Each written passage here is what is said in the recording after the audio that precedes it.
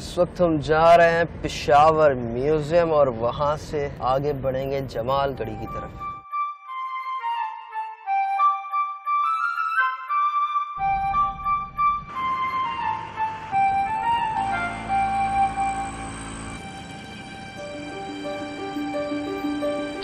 यहाँ से एक और साथी हम साथ में लेंगे जिनका नाम है नवाज और वो हमारे साथ है केपी टूरिज्म की तरफ से। अस्सलाम वालेकुम।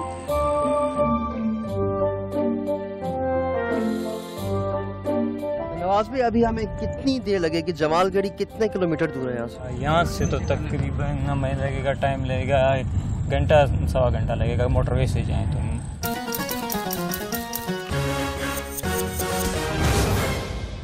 उल्टे हाथ पे जाएंगे तो नौशहरा और सीधे हाथ पे जाएंगे तो मर्दान।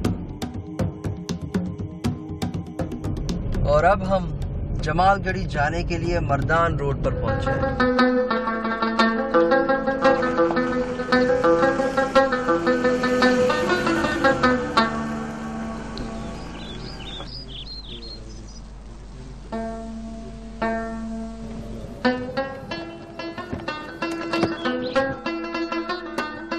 अल्हम्दुलिल्लाह हम अपनी मंजिल पर पहुंच गए, जमालगढ़ी पर। मैंने तो यहाँ पर आपको पहुंचा दिया, अब आप मुझे बताइए कि जमालगढ़ी है कहाँ?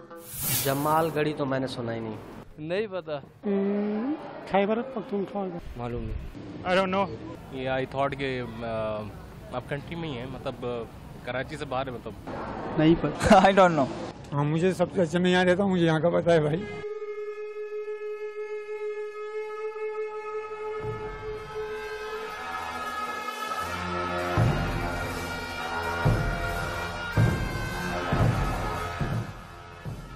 तो ये तकरीबन 2000 साल पुरानी जगह है जहाँ पे बुद्धिस्ट रहा करते थे। ना सिर्फ रहा करते थे बल्कि यहीं पे वो पढ़ा करते थे, यहीं पे इबादत भी करते थे और यहीं इनकी रिहाइश थी। तो यहाँ से ये नीचे नज़र आने वाला गांव सारा का सारा जमालगढ़ी है। गांव से लेकर ये ऊपर तक आने वाला ये जो रास्ता अभी हमने रिसेंटली तामीर किया है जी, और ये जो आपको फेंसेस नजर आ रहे हैं ये सारे ये भी हमने बनाए हैं अभी, और यही रास्ता मतलब अपनाया जाता था, जबकि पीछे से गांव दूसरे रास्ते से भी लोग अक्सर चढ़ कर आते थे। तो क्या समझते हैं नवाज भाई, क्या वजह है कि वो लोग बुद्धिस्ट जो लोग थे हमेशा पहाड़ी पर कोई ना कोई जगह ढूंढते थे, ऊंची जगह ढूंढते थे रहने के लिए? पहाड़ी और ऊंची जगह की बात नहीं है, ये लोग सुकून वाली जगह ढूंढते थे, सुकून वाली जगह, और इनको कोई तंग ना करे। यहाँ पे बहुत ज्यादा स्टूपा भी मिले हैं आपको। अच्छा, स्टूपा इनकी इबादत गाह होती थी जिसके गिर्द ये तवाफ करते थे, इसके गिर्द घूमते थे, क्लॉकवाइज इस स्टूपा के गिर्द घूमते थे और इबादत करते थे इसकी। तो जमालगढ़ी पहुंचने के बाद एंट्रेंस से ये सबसे पहला स्टूपा का बेस देखा है हमने। बिल्कुल, ये स्टूपा का बेस है, इसके ऊपर एक स्टूपा हुआ करता था किसी टाइम पर जी। इस बेस के ऊपर एक मतलब ड्रम होता था, ड्रम के ऊपर फिर एक डोम बना होता था। बिल्कुल। फिर उसके ऊपर फिर ये एक डंडा नुमा चीज खड़ी होती थी जिसको याश्ती कहते थे, फिर उसके ऊपर चतराज होते थे गोल गोल, तो वो काफी इसकी हाइट ऊपर जाती है, बहुत ज्यादा हाइट। और बताया जाता है कि कुल 4 किस्म के स्टूपा होते थे। एक मेन स्टूपा जिसके अंदर बुद्धा की एशिस होती थी, एक होता था मॉडल स्टूपा जो अपने घरों वगैरह में रखा जा सकता है, एक मन्नती स्टूपा जो किसी मन्नत वगैरह मांगने के लिए लेके जाया जाता था, और एक वहाँ पे तामीर किया जाता था मोनास्ट्री वगैरह में। जी, यहाँ पर ये 2000 साल पुराने घर नजर आ रहे हैं। तो 2000 साल पहले भी ये लोग कितने होशियार थे कि इस तरह की तामीर करते थे नवाज भाई? बिल्कुल, यही तो इस साइड की मतलब वो हैरान कुन बात होती है ना, मतलब इन बुद्धिस्ट लोगों की जो के रहने का तरीका था कि इतनी ऊंची जगह पे जाके इतनी मतलब खूबसूरत घर बनाए जाते थे। आप सिर्फ इमेजिन करें कि मतलब ये उस वक्त आज से तकरीबन 2000 साल पहले, पूरे 2000 तो नहीं लेकिन तकरीबन 2000 साल पहले, मतलब ये किस तरह, मतलब ये लोग इस तरह इतनी पहाड़ी पे इतनी ऊंची जगह पे ये घर किस तरह तामीर पत्थर कैसे लेकर आए होंगे, कहाँ से मतलब लाते थे और किस तरह ये तामीर करते थे। तो इनके बाइंडिंग मटेरियल मतलब ये जोड़ते थे, लेकिन इस मटेरियल में ये खास बात थी कि ये जितना वक्त गुजरता था उतना मजबूत होता।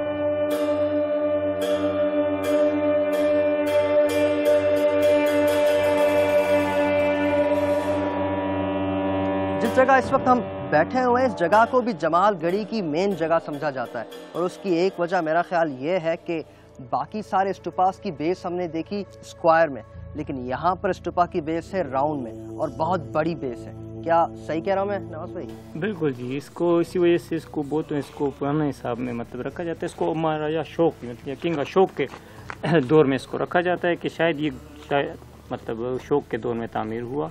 हमें इस वक्त जमालगढ़ी पर मिलते हैं आपसे ब्रेक के बाद। और इस जगह पर तकरीबन 2000 साल पहले तालाब हुआ करता था। तो मेरे ख्याल सबसे बड़ा अजूबा यह है कि 2000 साल से भी ज़्यादा अरसे तक ये दीवारें बच कैसे गईं।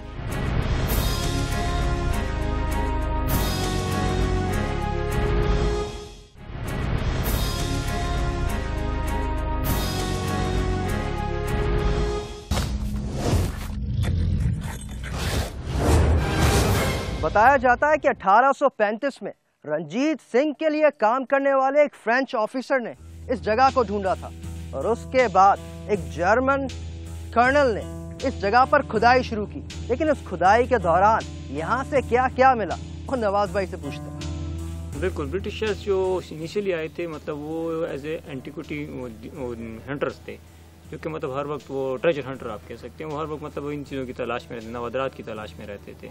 और क्या क्या नवादरात यहाँ से मिले जब मतलब यहाँ से तो खुदाई हुई? तो बहुत ज़्यादा मतलब मिलते हैं। ज़्यादातर जो हमें मिलता है वो गंधारा आर्ट के स्कल्पचर्स हैं, बुत हैं, मतलब वो जो कि मतलब बनाए जाते थे यहाँ पे। मतलब वो एक जो मुझे सबसे बेहतरीन जो हर एक को अट्रैक्ट करती है ये चीज़ गंधारा आर्ट के मतलब मुजस्मे हैं। फिर इनके अलावा गोल्ड और सोने और हीरे। तो आखिर कैसी तबाही थी जो यहाँ पर आई जिसके बाद ये सारी चीज़ें उजड़ के रह गई और उजड़ने के बाद भी बाकी रह गई? तरह था कि मतलब ये कुछ वजूहात बताई जाती हैं, कुछ थ्योरीज हैं इनकी तबाही की।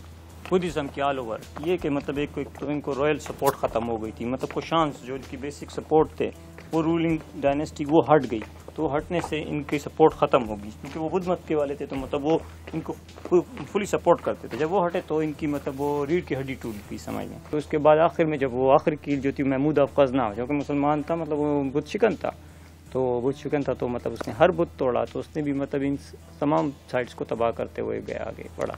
तो इन स्टूपास की बेसिस से हमें समझ में आता है कि यहाँ पर मन्नती स्टूपास हुआ करते थे। बिल्कुल, चारों तरफ में आप देख सकते हैं, आपको नजर आएंगे चैम्बर टाइप चीज़, मतलब इसको चैपल्स कहते हैं। इसके अंदर मतलब बुत खड़े होते हैं। और तकरीबन कितनी तादाद में आपको ये चैपल्स मिले जमालगढ़ी में?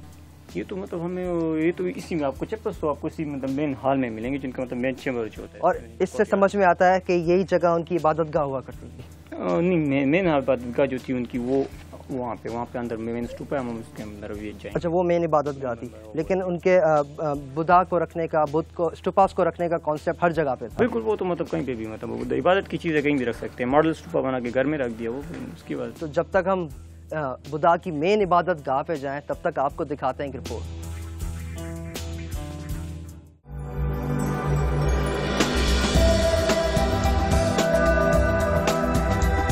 अली तो जमालगढ़ी में बुद्ध मत और बुद्धा के हवाले से बहुत कुछ बता रहे हैं।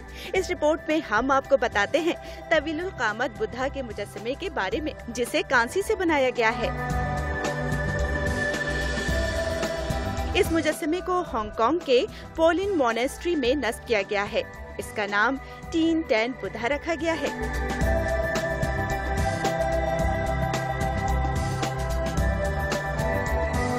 टैन को बिग बुद्धा भी कहते हैं। ये हांगकांग के हेवन मंदिर में नस्ब बुद्धा का अक्स है। बिग बुद्धा 34 मीटर ऊंचा है और इसका वजन 250 मेट्रिक टन है। इस तक पहुंचने के लिए अकीदतमंदों को 268 सीढ़ियां चढ़नी पड़ती हैं। गो कि ये बहुत कदीम नजर आता है, लेकिन ये सिर्फ 20 साल पहले तामीर किया गया था। हैरत अंगेज तौर पर तवीलुल कामत मुजस्समे को 3 साल में तामीर कर लिया गया। बिग बुद्धा की तामीर में 68 मिलियन की लागत आई थी और इसमें कांसी के 200 से ज्यादा टुकड़े इस्तेमाल हुए। है ना अजूबा मुजस्समा।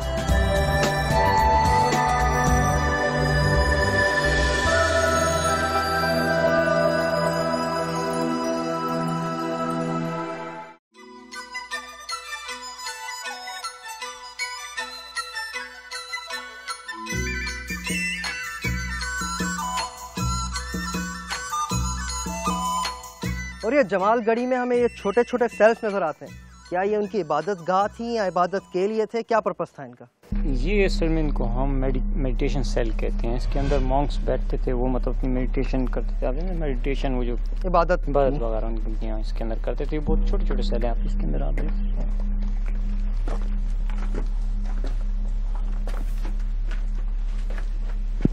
बिल्कुल ये एक छोटी सी पुरसुकून सी जगह है और मेरा ख्याल है यहाँ पर बैठ के आराम से मेडिटेट भी किया जा सकता है।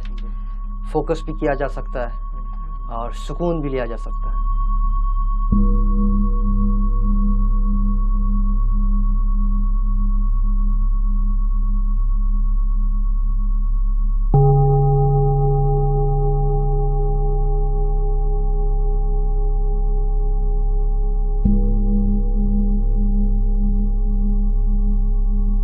और इस जगह पर तकरीबन 2000 साल पहले तालाब हुआ करता था। बिल्कुल जी, बिल्कुल जी। ये एक छोटा सा तालाब यहाँ पे होता था। ये छोटा था, मुझे तो ये काफी बड़ी जगह लग रही है। छोटे सी मीन हाइट। अच्छा, हाइट मतलब डेप्थ छोटी थी उसकी। डेप्थ उसकी बिल्कुल छोटी होती थी।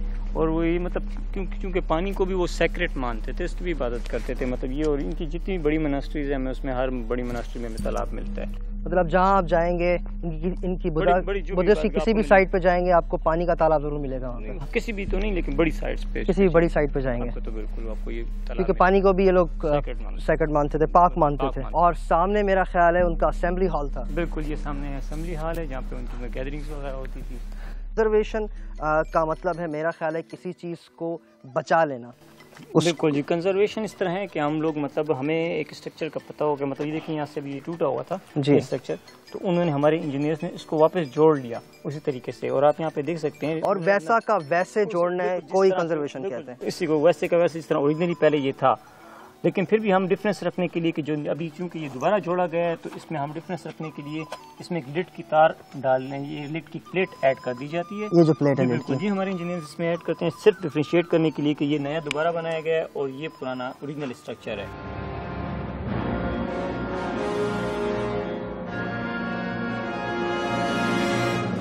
अच्छा, तो देख सकते हैं आप कि यहाँ पे इन्होंने DAP मतलब department of archaeology government of Pakistan ने 2003 में इसकी कंजर्वेशन की है। तो फिर अब कंजर्वेशन के बाद आपको एक और रिपोर्ट दिखाएंगे ताकि आपकी ऑब्जर्वेशन भी तेज है।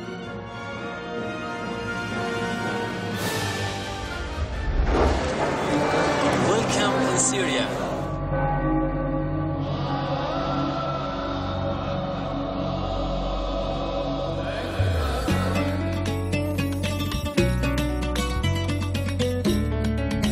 कदीम लेकिन आबाद शहर दमिश्क। कहा जाता है कि ये शहर 3000 कब्ल मसीह से पहले से आबाद है और आज तक आबाद है। इसलिए शहर दमिश्क को सबसे कदीम मुसलसल आबाद शहर का एहसास हासिल है। इस शहर को पर्ल ऑफ ईस्ट भी कहा जाता है और 2008 में इस शहर को अरब कैपिटल ऑफ कल्चर कहा गया। दमिश्क का मतलब तेजी से चलने वाले ऊँट के हैं, जबकि कुछ का मानना है कि रोमी इस जगह को मुश्क कहते थे, इसीलिए इसका नाम दमिश्क पड़ा है। मुश्क खुशबू को कहते हैं। इस शहर में फूलों के बागात हैं। इस ख्याल के पीछे यही वजह है। ये शहर शाम भी कहलाता है। माहिरीन के मुताबिक इस शहर से 8000 कब्ल मसीह के भी खंडरात मिले हैं। दमिश्क को 1979 में यूनेस्को वर्ल्ड हेरिटेज लिस्ट में शामिल कर लिया गया था। ये अजूबा शहर आज भी माजी की कहानियाँ सुनाने के लिए बेताब है।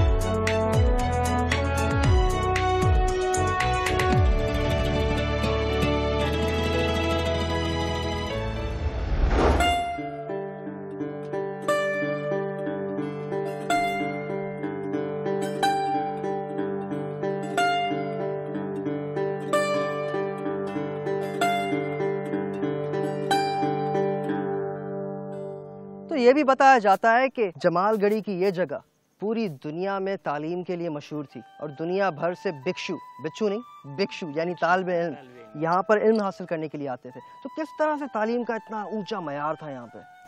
देखें, ये चूँकि ये गंधारा था, ये गंधारा एक बहुत बड़ी तहजीब थी, ठीक है ना।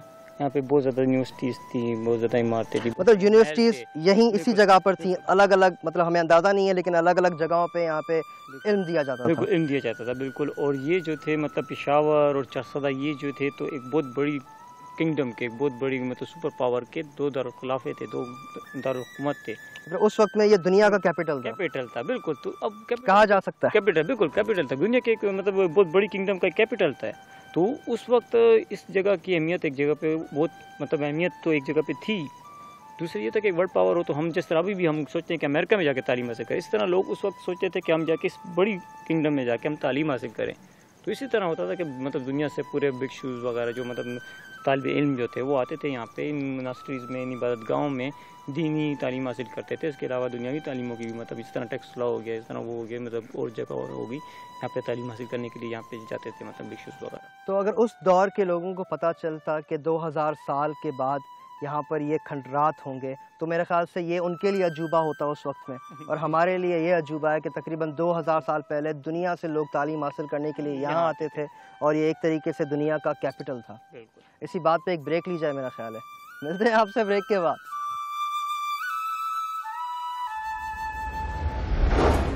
और अब हम जमालगढ़ी साइट की ऑलमोस्ट डेड एंड पे पहुंच गए हैं। सबसे बड़ी अजूबा बात यह है कि उस वक्त के इतने बड़े तालीम में महारत रखने वाले लोग इतने ज़्यादा डाउन टू अर्थ कैसे थे कि एक तरीके से हम कहते हैं कि शायद वो भीख मांगते थे।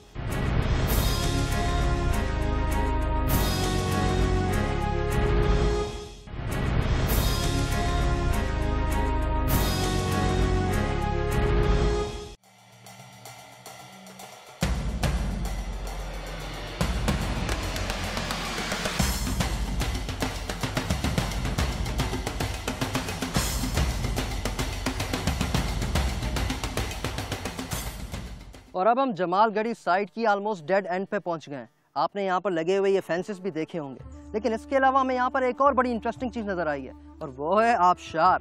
वो आबशार जो तकरीबन 2000 साल पहले फंक्शनल था, यानी यहाँ से फ्रेश और साफ पानी बहा करता था, और यही इनकी पानी की मेन सोर्स हुआ करती थी। तो पीने का पानी तो उन्हें इस पहाड़ी पर ही मिल जाता था, लेकिन खाना खाने के लिए उन्हें पहाड़ी से उतर कर किसी भी घर से खाना मांगना पड़ता था। क्या ये सही बात है? बिल्कुल जी, इनके जो भिक्षुस थे वो स्पेशली मतलब वो नीचे जाते थे, मतलब वो जो भी नीचे शहर से या गांव से वो किसी भी घर से उन्होंने खाना मांग लिया, उनको मिल जाता था 2 टाइम का खाना, मतलब वो ये शहर ही उनको प्रोवाइड करता था। सबसे बड़ी अजूबा बात यह है कि उस वक्त के इतने बड़े तालीम में महारत रखने वाले लोग इतने ज़्यादा डाउन टू अर्थ कैसे थे कि एक तरीके से हम कहते हैं कि शायद वो भीख मांगते थे। असल में उनकी कंसंट्रेशन जो थी वो ज़्यादातर अपनी मेडिटेशन और तालीम की तरफ थी, कारोबार की तरफ नहीं थी। बिल्कुल जी, वो फ़ानी चीज़ों से ज़रा दूर ही रहते थे।